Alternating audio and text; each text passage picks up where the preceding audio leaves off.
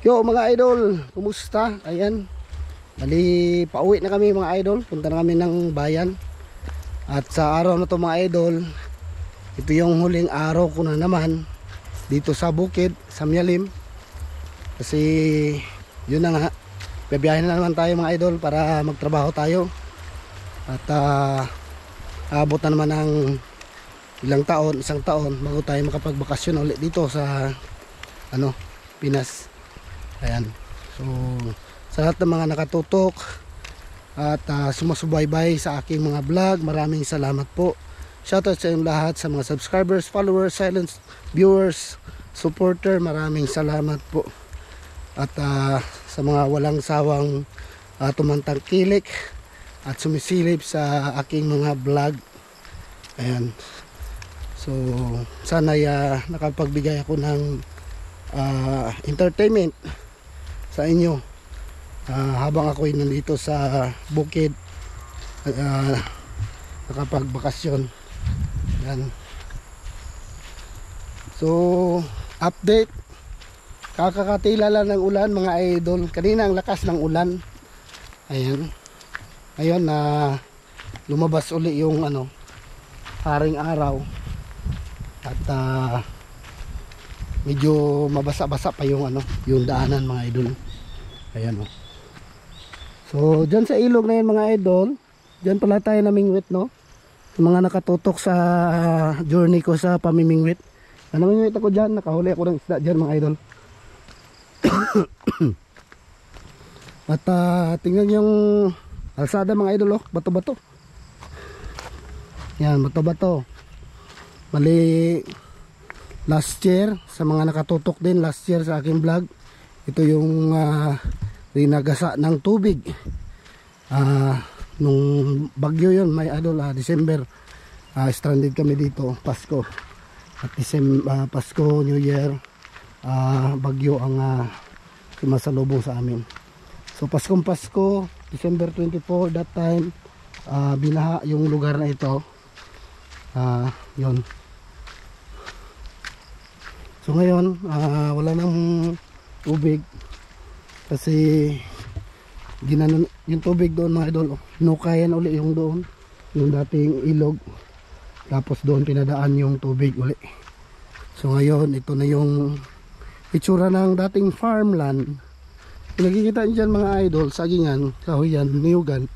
Dapat ganito rin ang view dito sa lugar na to. Ayan, kita nyo yan, dapat ganito rin, patas yung view dito na niyugan, sagingan, ang daming puno ng kahoy. Kaya lang nasira nung bagyo. Yan. So namnamin natin ang bawat sulok ng lugar na to kasi matagal na naman tayong bago makabalik dito. Yun, lalaki na isda dyan kaya lang ayaw kumagat ng paing natin mga idol. Lumingwit tayo dyan. Dyan tayo unang nagtapo ng pamingwit natin. Ayaw kumain ng mga isda.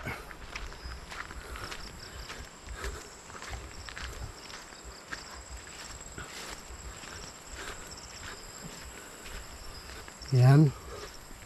At inantay na tayo ng ating rides. Nauna sila sa amin kasi yun nga, yung daanan doon maputik galing doon sa bahay. Yan, nauna na sila dito, tapos naglakad na lang kami. So dito na kami makikiride on. So ang daming prutas mga idol. Merong lansunis. Kaya lang karamihan ng lansunis dito sa area na to puro pahilaw, kulay green pa lang. Yan, mayroon ding kaimito pero wala pang bunga. Mga santol dito, marami santol. Ito dating fish pan to, sigurado dating fish pan ba ito tagaan wala naman lagi nalagi asikaso. Baligyan lang tanan nila. Laking fish pan to mga idol. Dalawang plat, tatlo. Yung isa doon, oh, may tubig pa doon, oh. Ayan. Uy. Ayan. Ayan. Silipin mo natin yung fish pan. Yan, oh. Dating fish pan, mga idol, oh. Doon, may tubig pa. Uy, may isda pa, oh. Dami pang gumagalaw. Next time, dali mamingwit, oh. Oh, dagko isda dito, eh. Pwede bingwitan dali ba? Meron tayong fishing spot next time, mga idol. You know?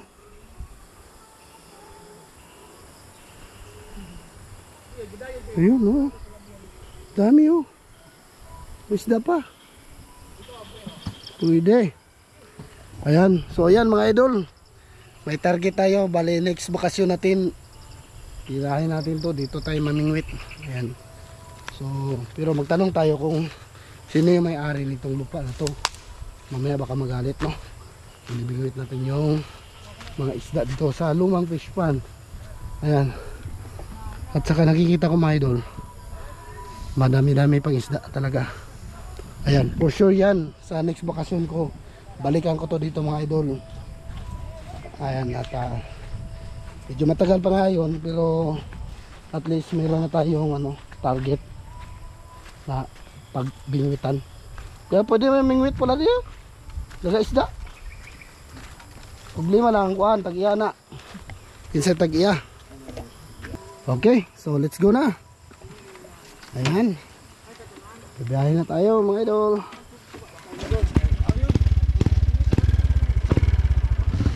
Bibiyahin na tayo.